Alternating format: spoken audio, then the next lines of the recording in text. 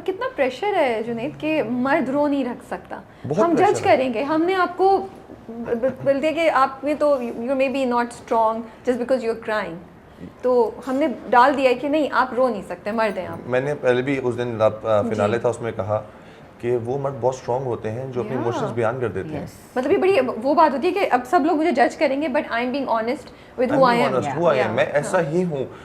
मुझे लगता है कि अगर मुझे फील चीज़ हो रही है उसको मैं बयान कर रहा हूँ तो उसमें कोई बुराई नहीं है। मैं अगर चीख के, अब किसी को गुस्सा आता है वो चीख देता है, वो भी तो कर रहा है। अगर मैं Yes. चीखने से मेरी मर्दानगी बढ़ जाती है, या गुस्सा करने से बढ़ जाती है, या बदमाशी करने से बढ़ जाती है, सिर्फ मर्द ये थोड़ी ना होता है। मर्द केयर भी करता है, मर्द को फील भी होता है, दर्द भी होता है, मर्द रोता भी है। इस पता नहीं, आई डोंट नो हमारे यहाँ पे क्यों मर्द के रोने पे इतना ज़्यादा है, और ये चीज़ कही जाती है कि औरतों की तरह रो रहा है। तो औरतों को जैसे फील होता है सब रोना तो मर्दों एक को ही भी तरह होता ही है। आता है ना, और रोने में कोई आंसू बुराई आंखों नहीं से है। निकलते रोने में हैं। कौन सा जेंडर है? एग्जैक्टली रोने का कौन सा जेंडर है? यस मर्द भी वैसे ही रोता है, औरत भी वैसे ही होती है, दोनों को फील होता है। तो मेरा यही था, और मैं चाहता हूँ कि मैं हमेशा ऐसे ही रहूँ, और आई थिंक मैं उसके बाद बहुत लाइट फील करता हूँ। अगर मैं अपने जितनी भी मेरे अंदर जो चीज़ भरी हुई है उसको मैं आंसू के जरिए निकाल लेता हूँ, मैं बहुत लाइट फील करता हूँ। आप वो भी बताएं जो अपने टी शर्ट पे। ये मुझे टी शर्ट आई थी, लिखा होता है बॉयज़ डोंट क्राई। मैंने यहाँ पे टेप लगा दी है और उसको मैंने कर दिया boys boys don't do cry. Cry और मैं इसको हमेशा प्रमोट करता रहूँगा कि लड़के रो सकते हैं, और अगर रोना आ रहा है तो आप रोएं, आप ना कंट्रोल करें इस चीज़ को। तो मेंटल हेल्थ पे डिड इट टेक अ पड़ता है। Toll on any of you? पड़ता है, कई दफा हम वॉशरूम में जाके रोए। वो आपका मेंटल हेल्थ ऐसे चेक करते हैं, वो आपके इतने वीक पॉइंट्स देख रहे होते हैं, Yes. क्योंकि आप तो कर रहे होते हो, उनके पास 100+ कैमरास है ना, और जो पूरी टीम बैठी हुई है वो एक एक बंदे को स्टडी कर रही होती है, साथ साथ एक एक बंदे का वीक पॉइंट देख रही होती है, और वो उसी पे हिट करती है आपको, वो टीम बार बार उसी के, ताकि इसका रिएक्शन निकले। उनको पता था मैं अपनी बेटी के बारे में बहुत सेंसिटिव हूँ, मैं उसको मिस कर रहा हूँ।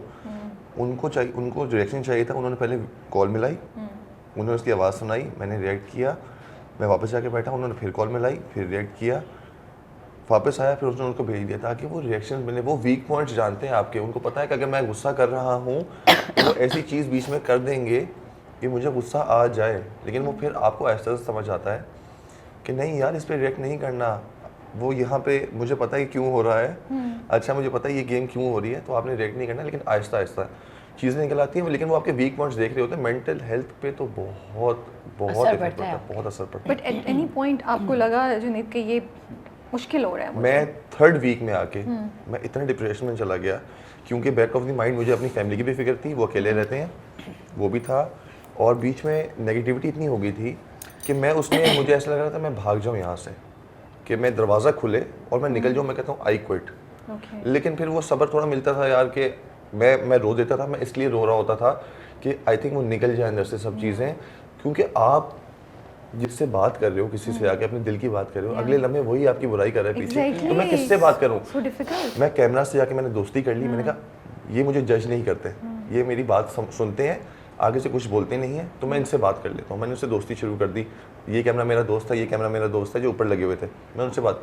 लेकिन बीच में आके आप जब किसी से बात नहीं कर पा रहे, अपने कोई जो आपके दिमाग में चल रहा है आप किसी को बता नहीं पा रहे, तो फिर यही होता था कि आप रो देते थे कि यार मैं किसी तरह तो अपने इमोशंस बयान करूँ ना, मैं किससे कहूँ, कोई बंदा तो हो ना। ट्रू।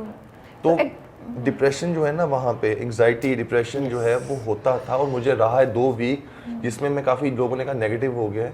उनको ये नहीं पता कि मेरे दिमाग में क्या चल रहा है, मेरे दिल में क्या चल रहा है, मैं किस चीज़ से गुजर के जा रहा हूँ यहाँ पे, क्योंकि आप बोल भी नहीं पा रहे। सबसे बड़ी चीज़ थी आप खुद ही फिगर आउट नहीं कर पा रहे हो कि मैं अगर इस लड़की time को पे। बोल दूँ ऊंची आवाज़ में तो मैं गलत हो जाऊँगा, ठीक है, मैं बर्दाश्त कर रहा हूँ मैं, क्योंकि अब वो फिर यही होता था कैमरे के सामने जाके कोई भी कुछ भी बोल सकता है कि देखें ये लड़का ऐसा है, लड़कियों के सामने बोलता है, इसको तमीज़ नहीं है बात करने की, ये नहीं है, चाहे वो कुछ भी बोलती रहे, आपने बर्दाश्त करना है। अगर वो मुझे कह रही है तुम चाबी वाले बंदर, तुम ये तुम फलाना, तुम माना, तुम लड़कियों के सर पे हाथ रखते हो, लेकिन तुम अंदर से तुम ऐसे हो, तुम उनके खिलाफ बातें करते हो, ये करते हो, मैं रिएक्ट नहीं कर पा रहा, मैं उनको अगर मैं समझाऊंगा वो कहेंगे ये गलत बंदा है।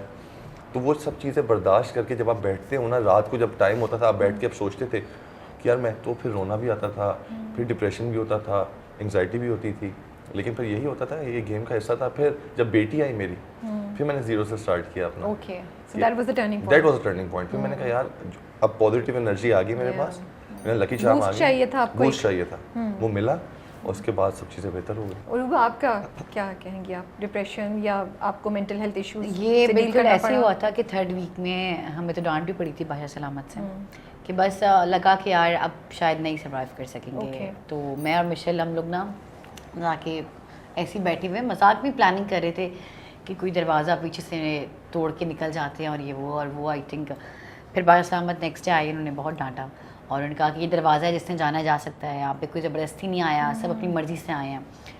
फिर हमें लगा क्योंकि वहाँ का ना कुछ माहौल ऐसा हो गया था कि लगा कि यार शायद नहीं कर सकेंगे सर्वाइव, क्योंकि हर किसी की आपको ये बिल्कुल इसकी बात से मैं एग्री करती हूँ कि एक वक्त आपका वो दोस्त है और अगले ही पल वो आपको लगेगा कि वो आपका दुश्मन है। आप किसी से अपनी बात शेयर नहीं कर सकते क्योंकि आपको नहीं पता कि वो जाके आपकी बात किससे शेयर कर देगा। तो वो चीज़ समझ नहीं आ रही थी कि आप किससे क्या कहो, कौन दोस्त है कौन नहीं है।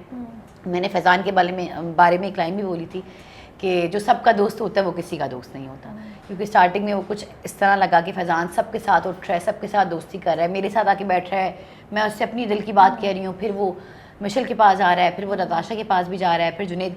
तो मुझे ऐसा लगा, जो मैंने कहा भी और जो वीडियो क्लिप चला भी था, लेकिन फिर बी का टाइम जैसे गुजरता गया फिर लगा कि शायद नहीं, फिर सबको हुआ कि नहीं, आई थिंक कुछ लगा कि नहीं यार ये वाकई दोस्त हैं, क्योंकि आप किसी से अपने सीक्रेट शेयर करते हो तो वो कौन किस हद तक रखता है, तो वो समझ आया। तो उनमें फिर कुछ लोग अलग हो गए मेरी लिस्ट में। तो फिर वो 3rd वीक जब हमने ये डिसाइड किया, पहले तो भागने की प्लानिंग की और फिर वो कैंसिल की और फिर हमने कहा कि नहीं अब हमने वहाँ रहना है। ओके। फिर हमने खेला और फिर उसके बाद आई थिंक दोस्तियाँ भी 3rd वीक से ना हम अलग हो गए थे, जैसे मैं, मिशेल, जुनैद, फैज़ान, वो हम 4 का एक अलग से थोड़ा सा हो गई थी बॉन्डिंग के। हम राने को ना भूलो। नहीं, राने बाद में आया था ना, राने चला गया था लड़ा के, ठीक है, और क्योंकि याद नहीं मेरी वजारत के बाद तो वो चला गया था ना, तो वो फिर वापस राने का कमबैक हुआ, तो फिर राने भी, तो वो हम 5 का ये था कि हम बैठकर मस्तियाँ भी कर रहे हैं, ठीक है, कभी रो भी रहे हैं, कोई एक आपस में किसी को टीज़ कर रहे हैं। फिर उनकी जो एक दूसरा ग्रुप बन गया था, जैसे उसमें उमर, नताशा एंड अली भाई, दानिश भाई एंड नेहा हो गए थे, तो अब उनकी बातों को ना हम सीरियस नहीं ले रहे थे। ओके। और फिर माशाल्लाह जो मैं कहूँगी जुनैद को कि ये भी और फैज़ान भी कि यार मत जवाब दो, तुम लोग अपना देखो, छोड़ दो, मत बोलो, मत रिएक्ट करो। अगर एक्शन का रिएक्शन आता है, अगर आप रिएक्शन नहीं दोगे, ठीक है, तो वो खुद ही अपना एक्शन उनका वही ख़त्म हो जाएगा। तो इसलिए बेहतर है कि बस फिर हम अपने ही मस्त, फिर हमने अपनी एक फैमिली बना ली तमाशा ससुराल के नाम से, उसमें हम अपने ही फ़न करते रहते थे।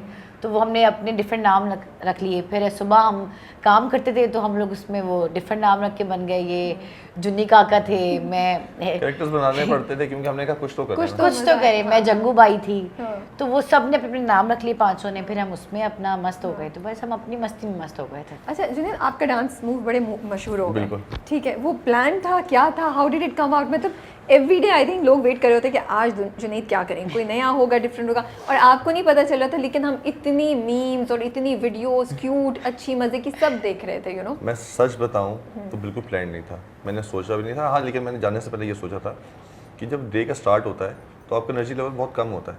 ओके। तो डे का स्टार्ट ही ऐसे किया जाए कि आपकी एनर्जी जो है ना वो फुल ऑफ एनर्जी आपकी मॉर्निंग का स्टार्ट हो, ताकि आपका पूरा दिन भी आप अच्छा गुजरे।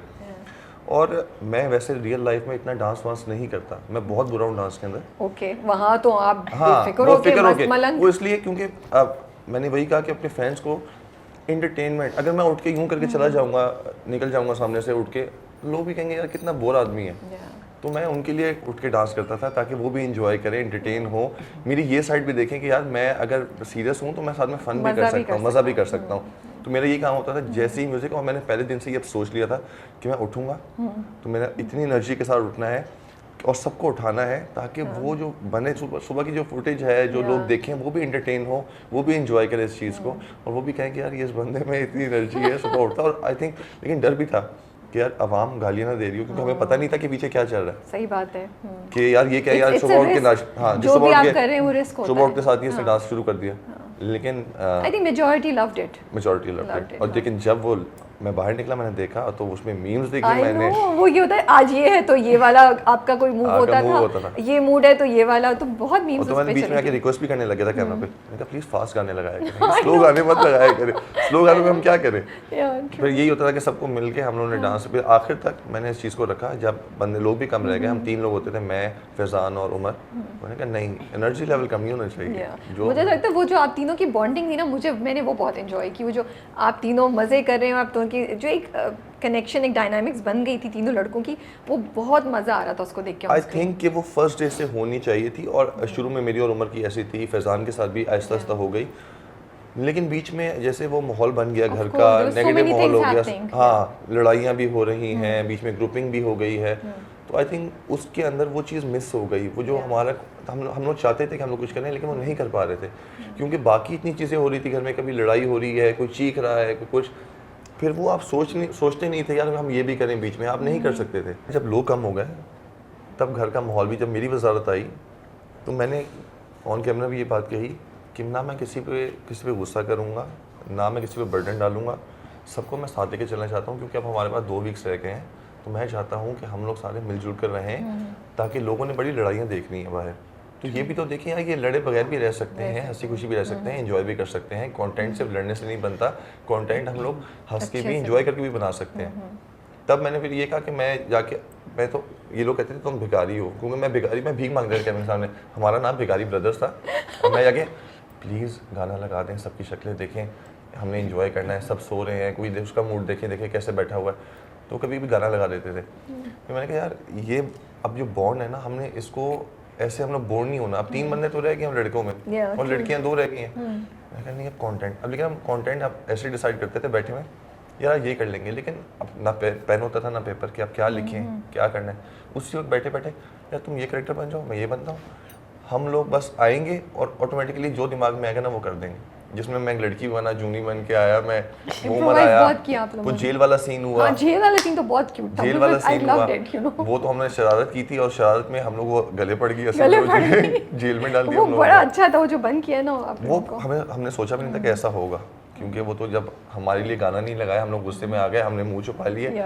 हम समझे मजाक है, एक बार लाइट्स ऑफ हुई, बजर बजा, दूसरी बार लाइट्स ऑफ हुई, हम लोग जाके डिटेक्टिव बने, दरवाजे पे खड़े हुए, जो भी है अंदर आ जाओ, हमने तीनों तरफ से खेल लिया है तुम्हें, फिर वो ऐसा अंदर आए, लाइट्स ऑफ हुई, हमने कहा ये तो सच में आ गए, वो उठा के ले गए, और जब वो आए मैंने एक बंदे की टांग पकड़ ली, वो कह रहा टांग नहीं छोड़ना, एक बंदे ने हाथ पकड़ लिया, हमने, अब हम लोग जेल में उसको खींच रहे हैं, अब वो इतने सीरियस हुए होते हमें लाते मार रही है, छोड़